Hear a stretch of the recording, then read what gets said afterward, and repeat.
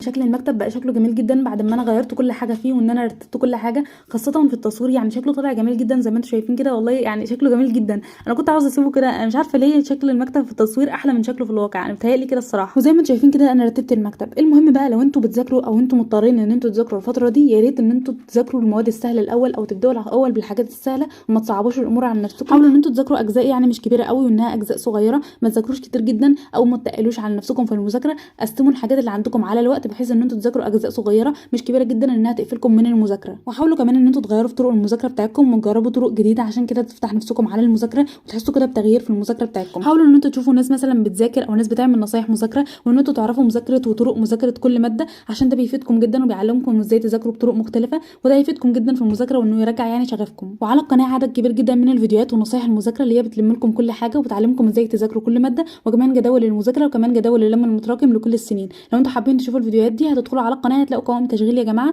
هتلم لكم كل حاجه باذن الله. والماده اللي هي قافلاكم او اللي هي صعبه جدا عليكم يا ريت تشوفوا شروحات كتير ليها من على اليوتيوب او من على مدرسين، او ممكن تغيروا المدرس اللي انتم معاه، او ممكن تغيروا انتوا طرق مذاكرتكم للماده دي وتجربوا طرق جديده كده عشان تفتح نفسكم على المذاكره. وكمان شوفوا نصايح كتير جدا، وهتلاقوا على القناه برده عدد كبير جدا من الفيديوهات اللي بتعلمكم تذاكروا كل ماده ازاي. ويا ريت يا جماعه لو انتم مصاحبين اي حد مش كويس او اي حد بيحبطكم او اي حد مثلا بيسبب لكم اي طاقه سلبيه، يا ريت تسيبوا الشخص ده وتروحوا لشخص تاني، او تصاحبوا ناس كويسه تساعدكم على المذاكره وتشجعكم كمان على الصلاه وتشجعكم كمان على كل حاجه في الدنيا، لان الصاحب زي ما احنا عارفين ساحب، والصاحب بيجر صاحبه دايما لنفس الطريق اللي هو ماشي فيه.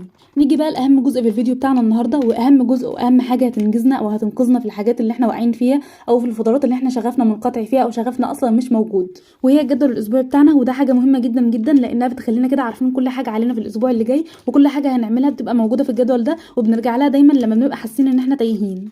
مهم جدا في الفتره اللي احنا فاقدين فيها شغفنا او في الترم او في السنه الدراسيه بوجه عام ان احنا نكون عارفين ان الجدول الاسبوعي بتاعنا بيتعمل ازاي، لانه حاجه مهمه جدا. وزي ما انا قلت لكم قبل كده هو مهم جدا وبيلم لنا كل حاجه في الاسبوع بتاعنا وبيدينا وقت اكبر ان احنا نذاكر فيه او ننجز فيه. واللي قدامكم في الفيديو دي هي البولو جورنال بتاعه السنه كلها، واللي بعملها من اول السنه بتفضل معايا في السنه كامله، وبخطط فيها كل الشهور وبخطط فيها كمان كل اهداف السنه، ودايما بتنفعني جدا وكل سنه برجع لها تاني وبعمل واحده جديده. حبيت ان انا اعمل مراجعه لشهر 3 وان انا بعمل ايه في الشهر ده وان انا حققت ايه وما حققتش ايه، فحبيت ان انا اكتب العناوين بس، وان انا لما ارجع لها تاني ان انا ابقى اكتب فيها كل الحاجات اللي انا حققتها في شهر 3 وكده. الحركه دي بتخليني كده عارفه كل حاجه انا بعملها في الشهر، وخاصه بقى ان احنا في شهر رمضان، وطبعا متتبع العادات والحاجات اللي احنا عاوزين نعملها في شهر رمضان، فاحنا احيانا بنكسل او بننسى، وطبعا عشان الدراسه اللي علينا او المذاكره والحاجات دي فاحنا بنكسل. عشان كده الحركه دي بتساعدني كتير جدا ان اعرف الحاجات اللي عليا.